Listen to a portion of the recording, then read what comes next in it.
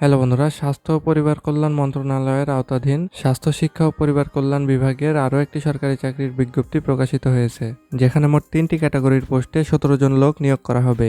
এখানে বাংলাদেশের প্রায় সকল জেলা থেকেই আবেদন করা যাবে, যেখানে আপনারা নারী পুরুষ উভয় প্রার্থী এসএসসি, এইচএসসি ও অনার্স পাশে আবেদন করতে পারবেন। তো আবেদন শুরু কবে, শেষ কবে, কিভাবে অনলাইনের মাধ্যমে আবেদন করতে হবে এবং আবেদন করতে কত টাকা খরচ হবে বিস্তারিত এই ভিডিওতে আলোচনা করব।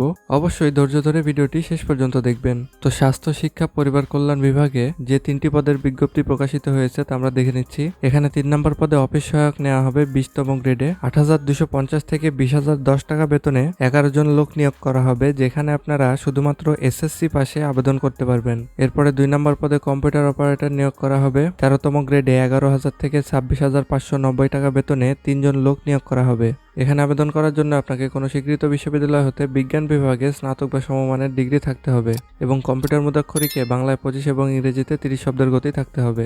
এরপরে 1 নম্বর পদে 60 মুদ্রাক্ষরিক কাম কম্পিউটার অপারেটর নেওয়া হবে 13তম গ্রেডে 11,000 থেকে 26,590 টাকা বেতনে মোট 3 জন লোক নিয়োগ করা হবে। এখানে আবেদনের জন্য আপনাকে কোনো স্বীকৃত বিশ্ববিদ্যালয় হতে স্নাতক বা সমমানের ডিগ্রি থাকতে হবে এবং কম্পিউটার মুদ্রাক্ষরে ইংরেজিতে 30 এবং বাংলায় 25 শব্দের গতি থাকতে হবে। তার সাথে লিপিতে ইংরেজিতে 70 শব্দ এবং বাংলায় 45 শব্দের গতি থাকতে হবে।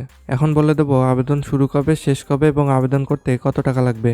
তো বন্ধুরা, এই লিঙ্কের মাধ্যমে আবেদন করতে হবে। আবেদন শুরু হবে 6 জুন 2024 সকাল 10টা থেকে এবং আবেদন করা যাবে 23 জুন 2024 বিকাল 5টা পর্যন্ত। আর এই আবেদন ফি বাবদ এখানে 1 ও 2 নম্বর পদের জন্য 223 টাকা এবং 3 নম্বর পদের জন্য 112 টাকা আবেদন সাবমিটের 72 ঘন্টার মধ্যেই জমা দিতে হবে।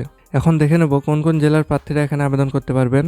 তো এখানে অফিস সহায়ক পদের ক্ষেত্রে ঢাকা, গাজীপুর, মুন্সিগঞ্জ, রাজবাড়ী, শেরপুর, চট্টগ্রাম, বান্দরবান, কক্সবাজার, ব্রাহ্মণবাড়িয়া, চাঁদপুর, খাগড়াছড়ি, ফেনী, রাঙামাটি, জয়পুরহাট, নাটোর, চাঁপাইনবাবগঞ্জ, রংপুর, গাইবান্ধা, লালমনিরহাট, নীলফামারী, পঞ্চগড়, খুলনা, যশোর, নড়াইল, বাগেরহাট, সাতক্ষীরা, চুয়াডাঙ্গা, কুষ্টিয়া, মেহেরপুর, ভোলা, ঝালকাঠি, পিরোজপুর, বরগুনা, পটুয়াখালী, সিলেট, মৌলভীবাজার, সুনামগঞ্জ এবং হবিগঞ্জ জেলার প্রার্থীগণ আবেদন করতে পারবেন। তবে এতিম ও প্রতিবন্ধী কোটার সকল জেলার প্রার্থী আবেদন করতে পারবেন।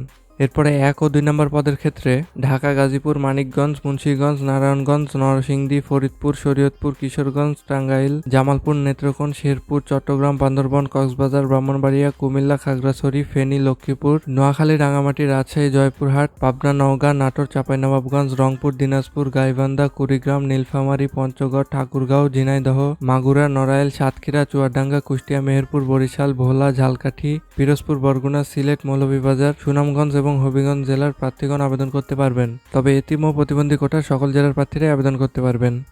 তো বন্ধুরা, সকল সরকারি চাকরির বিজ্ঞপ্তি সবার আগে পাওয়ার জন্য আমাদের চ্যানেলটি অবশ্যই সাবস্ক্রাইব করে রাখুন। দেখা হচ্ছে পরবর্তী ভিডিওতে। আল্লাহ হাফেজ।